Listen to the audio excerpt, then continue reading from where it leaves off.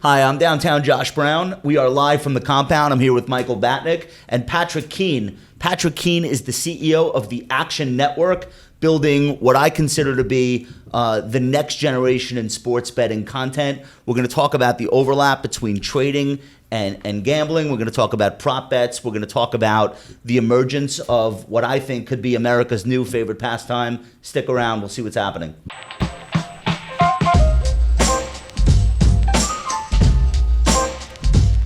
Patrick, first of all, thanks for coming by today.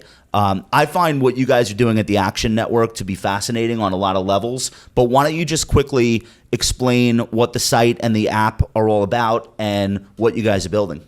Yeah, absolutely. So the Action Network is a sports betting data, content, and information business. We're not an operator. You can't place real money wagers in the platform. You're not a casino. No, we're not a casino. We're not an operator. But what we do is we provide tools, insights, and data. Almost think of us as sort of the Bloomberg or CNBC of sports betting data and information. You can't trade in our platform, but you can decision against how you bet with great insights from our analysts, from the science that we build to actually inform how people bet. So how many people are on the app and the site each week or each month? What's the metric? Yeah, we have upwards of 3 million people a month that are using the product. Of subscribers, tens of thousands. Did you think it would be that many? That's a lot. Well, what are the demographics? I'm guessing it's primarily males between 30 and 40. It's even younger in some degrees. I mean, it's certainly male. I mean, the index of people that are betting is definitely getting older over time. It's been a younger base in terms of digital bettors and people that use kind of our content information. We're a subscription site. I think that's another thing I'm really encouraged by in terms of the opportunity from our business. So people are paying monthly to be subscribers and they get all of your content, not just the stuff that's out there on the main website. That's right. So there are 3 tiers of subscription. About 80+% of our content's behind a wall that people would pay for. Call it $7.99 a month or a little bit less if you're averaging that out over the course of a year. But we have tools that are even more expensive, like call it $60 a month. Think of a hedge fund trader, how they would think about betting. People that bet for a living that are paying $350 a month. That's what I was going to ask you. The tiers are smart because correct me if I'm wrong, but you probably said to yourself, we're going to have casual gamblers who place a few prop bets each weekend. They want to take a game or they want to take an outcome. Yeah. And then we have people that are doing this almost professionally. I think the people that are more casual fans probably want the story. They want the qualitative aspect. Jacoby Brissett, whatever, versus the people that are serious are probably only interested in the quantitative stuff. Is that like data? Yeah. Yeah, it's a mix. I mean, when you think about users, there's a real scale. I like to say there's a shallow end of the pool, a medium end, and a deep end. And I think the example that you're alluding to, I think we responsibly and legally want to turn all sports fans into bettors. You know, we want people to be thoughtful about it, and we're not guaranteeing anything. We're not touts. That's a big differentiator in our platform. It's not pay for picks and pay for ultimate success, but we want you to feel that there's someone on your shoulder helping you decision against how you bet, and that can be the most sophisticated bettor or a pretty novice bettor. So you're not John Anthony from Two for the Money. You remember that movie? I don't, but sounds like I need to. Pacino and Matthew McConaughey. Yeah. And Rene Russo. He's like the 900 number, like the 1990s version. No, you guys are saying like, here's information, do with it what you choose. It doesn't affect how much money we make, whether you take this game or take that game. That's absolutely right. Do people gravitate more towards specific writers? Like, do they have fans, or is it more the content generally? It depends. I mean, there are certain bettors that focus singularly on an individual vertical sport. There might be people who only bet on college football. There might be people that only bet on college basketball. We think what's interesting, and we see this because we have a pick tracking product, which gives us more data about how people bet than virtually anybody there is in the entire industry. So why are Google and Facebook super successful today, and Amazon increasingly? They have more first-party user data than anybody on the planet. We have more first-party bettor, BETTOR data on anybody in the world. So I know how people bet in NCAA basketball, football, baseball, golf. There are emerging sports that people are starting to bet in that are super fun, like golf, NASCAR. NASCAR is a partner of ours. The increasing handle, increasing engagement, increasing gate revenue is the goal of all these leagues. So you and I talked about this on the phone the other day. You were saying that betting is coming out of the dark ages, and it's got a shot not to replace stock trading, but to be seen on a par with, people that they like to throw some options in their account just to see what happens. Well, it's the same people. It's the same. It's a huge overlap. And one thing that I noticed is there's an overlap now in terminology. you start to, like when you watch the fantasy football shows on TV, you start to hear them use terms like, we're bullish on the Chargers this weekend, or we're bearish on the Bears, or like you started to hear some of that, which I think is natural. I heard that today on a podcast. It was Russillo and Chris Long, and one of them was saying how they were bullish on a team. Right. So now, like on Wall Street, we use the term estimates. In your game, you use the term odds. It's not very different. There's a hurdle of understanding and education that has to happen in the category. Let's run through those terms really quickly. What's a parlay in English? For a in non-gambler. In English, it's the opportunity to take a series of bets, roll them together, and put usually a modest number, but all of those bets have to hit. Sounds like a fund. It's like weekly options. Okay. So you get some leverage if you hit it. Obviously, if you had 2 versus 1, it's a better payout. Right. How do you? If you have 2 games, if you have 2 games you write on versus 1. But books love people that bet on parlays. Well, that's like the dumb money. That's the dumb money. That's essentially. I won't use that term. That's your term. But it's definitely a less sophisticated bettor because the odds against success. I was 5-team parlay all the time on Sundays. And the reality too is, why is that dumber money to you? Because you're making it harder to win for yourself. Here's why. You see, because you remove the odds and you just say, I picked these 5 teams to win, and it's like, how in the world are the Patriots going to lose to the Dolphins? Right? But it happens sometimes. And if you pick 5 teams, there's going to be one surprise, and you are very attracted to the payout. It's 11-1 or whatever it is, but you never hit them. But hopefully you're using thoughtful systems. To your point, there's probably trades that you're making that have a thesis behind them, whether it be energy or an internet thesis of some kind. There are people who are betting that are using those kind of parlay metrics to say, I'm only going to bet unders in the AFC after a loss. And we have systems that go back well over a decade that help to inform that. You know, there was a great example during the AFC Championship game last year where the Patriots and Chiefs were playing, and Adam Schefter tweeted out. Game, by the way. Adam Schefter tweeted out that it was going to be a polar vortex. And that was an assumption that because it was going to be cold, it was going to be hard to grip the football, and it was going to definitely hit an under. So the under went down like 5.5 points.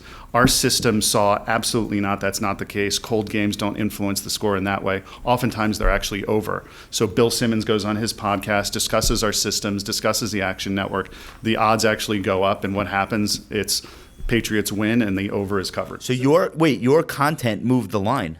Essentially, I mean, we don't want to be a market maker in a sense, but we see it happen. We have really smart analysts, really smart people who are making decisions, and particularly in college football. Remember, the NFL is an incredibly efficient market. There are very few games. It's really hard to be a really successful bettor in the NFL. There's going to be more in college basketball often and college football, just because, you know, when you look at an individual game, there's probably more people that are going to get edge on Appalachian State, Maine than they're going to get on Auburn, Alabama. Right. So to your point with the efficient markets, I would guess that if you were to bet every week on the over or the under, you're going to be 51%, 49%, something like that. How are the markets so efficient? How do those lines get set? Well, they get set by really thoughtful bookmakers that have been doing this for years and years and years. Mentioned the NFL, highly efficient, but all of these bookmakers are also trying to entice you, remember, to bet in their platform. So you might get a certain odd with a certain book. So FanDuel is competing with DraftKings, who's competing with William Hill, who's competing with PointsBet, Sugar House. All of these folks are trying to get you to be a lifetime bettor in their platform. How do they do that? They widen the spread? They change the odds. They change the odds to influence you to deposit money into an account. So to acquire a customer is a very valuable opportunity inside of those. And they're oftentimes giving people who are betting an opportunity to get a better odds. So it's a pretty efficient market. It's just like someone at E-Trade offering you a deal versus someone from their perspective, the best thing that could happen is a new user comes on, places a bet, and wins. That's the best possible thing that can happen. Yep. Because, and I understand someone has to lose, but I'm just saying, like, theoretically, that's how you get somebody to keep coming back. That's why you get 10 free trades at Ameritrade when you sign up, or $100 free dollars on one of these things. It's the hook. Yeah. And remember, same thing. And remember, if you're really good at this, you're good 50.25% of the time. So how do you know if you're really good at this? Like, how much data do you need to be like, I got this? You just have to be a profitable bettor. And we don't give any guarantees to sort of profits to a user. We want to help inform them, just like I don't think Fortune or the Wall Street Journal or CNBC would guarantee success following their beliefs and following their advice. But we want you to feel that you're a more informed bettor, and that the decision, while your own, makes you feel a little bit better about the decision you make. Also, another corollary between this and trading, there's position sizing issues. Because let's say you are really good at calling college basketball games, but the one time you're wrong, you had more money on the line, and you wipe out all the. So are you good or bad? Yeah. So if you think this is your best idea and you bust, Correct. So like, are you good at it? In dollar terms, no. Even though you might have a high percentage of games that you pick correctly. And I think one of the great things about our pick tracking technology that I mentioned earlier in our app is you can see almost like a mint type experience where you're good. But so if am I people good aren't- in the last 7 days in NCAA football? Am I better in the last 7 days in golf? Or am I worse in the last 7 days in tennis? if they're not placing bets through you, how are they tracking that? They are putting in their wagers, their amounts, the odds they got in our platform. They're doing it by hand. It's a pretty simple process in the app, but it's happening to the tune of 4 or 5 million picks a month. Wow. And increasing. So this is our busiest time of the year. I joke at the company, this is our Christmas plus Hanukkah plus Thanksgiving plus Football, you Easter. have baseball. College. Well, baseball is sort of coming towards the tail end. It's really Basketball's college coming. football and NCAA football and the NFL and then coming into basketball. What about preseason wagers, like before the season starts? Is that big? Absolutely. I mean, people love to have action on just about anything. That's sort of why we're called the Action Network. But whether it's preseason, we talked a little bit about prop bets before. If you look at Europe, the majority of bets that are placed in Europe are placed in-game. So it's not the pre-game experience that most Patty people... power. Exactly. Kind of thing. But it's people that are betting on how many corner kicks are going to happen in the Arsenal game, how many throw-ins are going to happen Love in it. the Leicester game. Do that Like for the literally. Super Bowl. And all of the leagues, and we talked to all of them, literally every single one, they're trying to create these prop betting opportunities, which are in-game wagers to keep people in the venue Yes. longer and to keep people watching the games longer. So to bet, and it's really also easier to understand how to say, like, how many threes is Steph Curry going to have in the third quarter versus what's a plus 150. All those things are a little confusing. So we think prop bets are going to be a massive part of the market, and we have lots of tools for users to inform on how they make prop all right. bets. So I'm sitting at MSG with Michael. We're watching a Knicks game. Yep. They're down 40. They're down 40 points. And then I get an opportunity. I'm on your app and I see something about free throws. How many free throws will be made? And you guys have some statistical edge. You believe that you have that. And you put that data out. And MSG wants me to spend more money while I'm there and stay. And it's hard to get me to stay there. Yep. This is like a way that you think the league is going to start packaging the entertainment better and having prop bets be part of it? I absolutely think that, and I think all leagues are thinking about this. So it's not just the Steph Curry example I mentioned. It's even pregame. It's how many points, how many rebounds are going to be had by a certain player. You can do all those bets, but the in-game stuff can be a little tough. I know that in venues, and it's sort of a non-inconsequential thing when you think about the emergence of 5G. I mean, we've all been in MSG, and sometimes you're T-Mobile or Verizon or whatever. It's not You're, the integrity of connection, the integrity of betting. These are really huge issues that all the leagues are thinking about. But Well, why don't they just put it will Wi-Fi in the happen. arenas?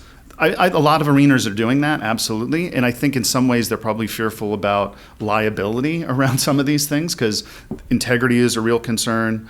All of the kind of corollary aspects of How you get your phone hacked sitting on a free public Wi-Fi network. Yeah, but at the same time, it's going to happen, be it Wi-Fi, be it 5G. It will unequivocally be a massive opportunity for every league. And it's not just the big bat and ball sports. It's going to be golf. It's going to be NASCAR. It's going to be tennis. Where are you seeing the biggest growth in terms of user demand? Is it MMA? Like where is the biggest growth coming from? Well, in terms of growth, it is some of these other leagues that I'm mentioning. It's NASCAR. What about it's gaming? PGA Tour. In esports? Yeah. Esports is a hard one. We think a lot about esports. It's definitely in the zeitgeist in terms of consumers and how people are engaging in it, but integrity issues in esports are really hard to define. So is that person, I'm not saying they're tanking a game, or it's just there's not enough historical information that's happened in every other sport because it's so nascent to determine. You said golf was blowing up. Yeah, golf is huge. Golf is I never really. would have thought that. Yeah, I mean, I love to play golf. It's a drinking sport from a spectator. It is, perspective. and I've never put a tee in the ground without action on the line. So I think that whether that translates from you as a fan of mean with golf your or a buddies? player, that's exactly right. And it's really easy to figure out. So you can bet matchups. A lot of people just assume it's about who wins the tournament. You can have individual matchups that the books create. So you can have a Thursday bet, a Friday bet, a Saturday bet, a Sunday bet, top 10s, 5s, 20s. It's really easy for them to understand. And let's face it, all of these sports want to get younger. So to appeal to a younger demographic that cares about betting, and why are people going to watch a random Thursday tournament in Napa other than the fact that Phil is playing and Tony Romo? Well, that's why it's the ability to bet. If they have some action on it, they might watch the whole thing. Exactly. That's the entire reason for the growth in fantasy sports. And let's look at last Thursday. I mean, albeit great to the NFL. They're a great organization, but how many people are going to watch the ends of a Titans-Jaguars game on a Thursday night? A terrible game. It's people who care about fantasy sports, and it's people that care about betting. That's it. Absolutely. Right. I had Leonard Fournette, so I stuck it out. Yeah. Not a good game. Well, the fantasy is fun. I mean, we have tools and products for fantasy users that translate into betting, but in many ways, I consider fantasy to sort of be the training wheels, or dare I say, the gateway drug into gambling. It really is. I agree with that. Which is something I'm struggling with. My son and all his friends are doing fantasy now. Yeah. They've stopped playing Fortnite entirely. They are now researching the third backup running back on Dallas to figure out if Ezekiel's coming back. Like, that's what's going on. And I honestly, I'm worried, but I wonder, out of the 12 little boys in this league, are 2 of them going to then start taking games without their dads knowing? Well, And it's fantasy. It won't be my kid because I'll kill him. It's but. leagues, and then daily fantasy, and then their bookies. And then all of a sudden they're taking action. I want to ask you a philosophical question. Sure. Are you familiar with Michael Mauboussin? I'm not. Okay, you would love his book, The Success Equation. He attempts to disentangle skill from luck. And he looks at sports as one of the big areas. It's about investing, but he takes a lot of parallels from sports. You would fall in love with this book. One of the ways, the very simple ways, he says you can tell how much of an activity relies on skill versus luck is to ask yourself, can I lose on purpose? Can a bettor lose on purpose?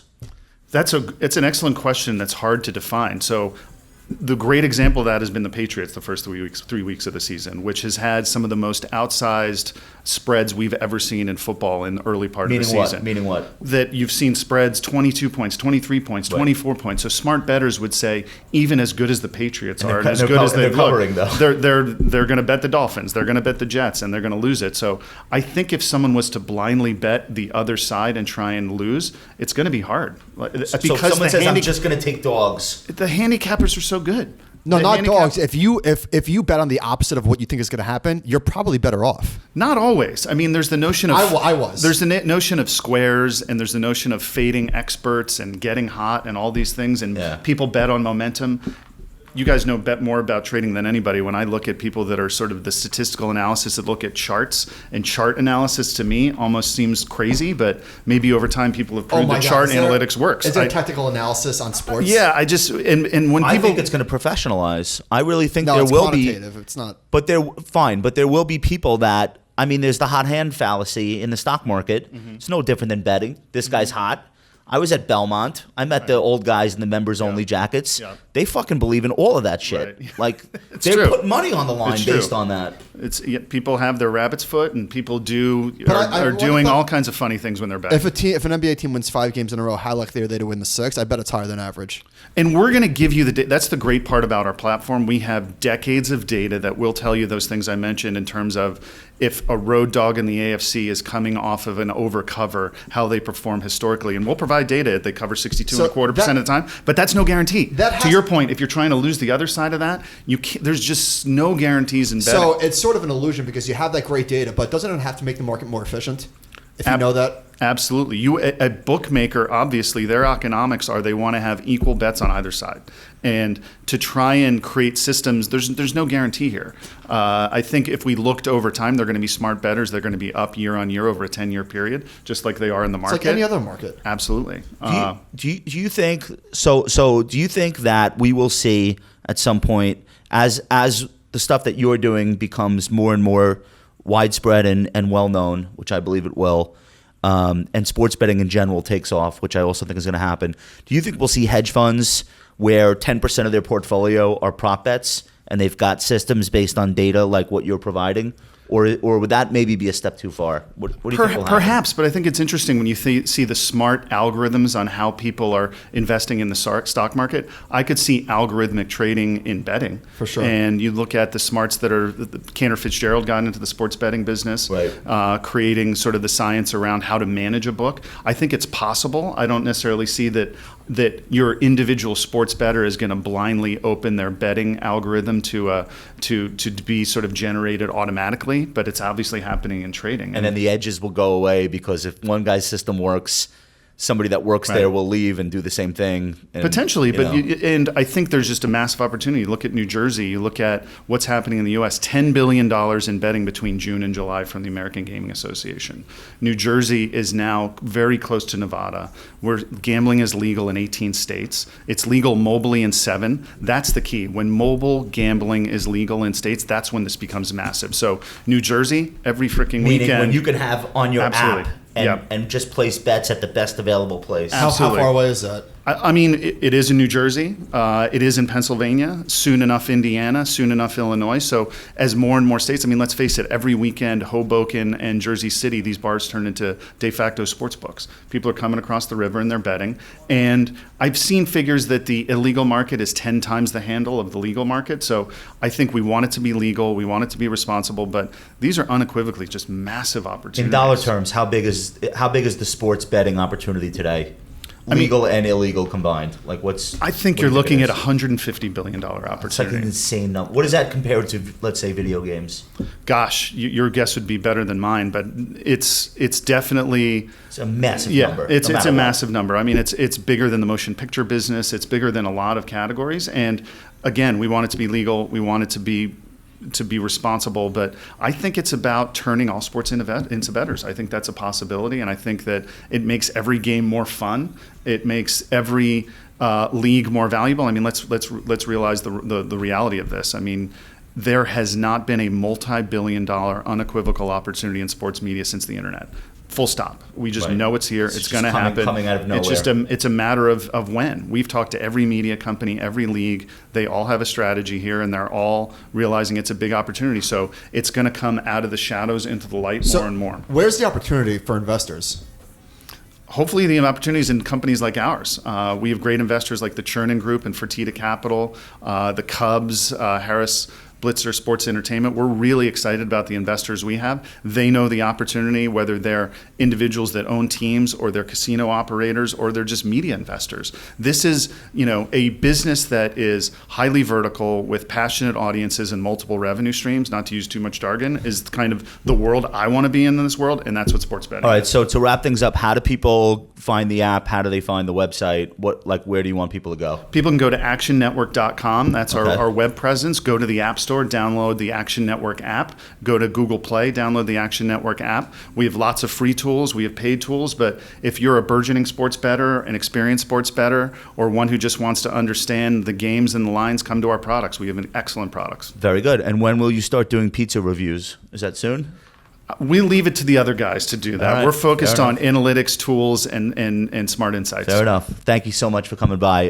Everybody check out Patrick's site, Action Network, theactionnetwork.com or Action Network? ActionNetwork.com. ActionNetwork.com. Go there. Let us know what you think in the comments below. We love your feedback. Go ahead and give us a like. Go ahead and give us a follow if you're not already subscribed, and we will talk to you soon.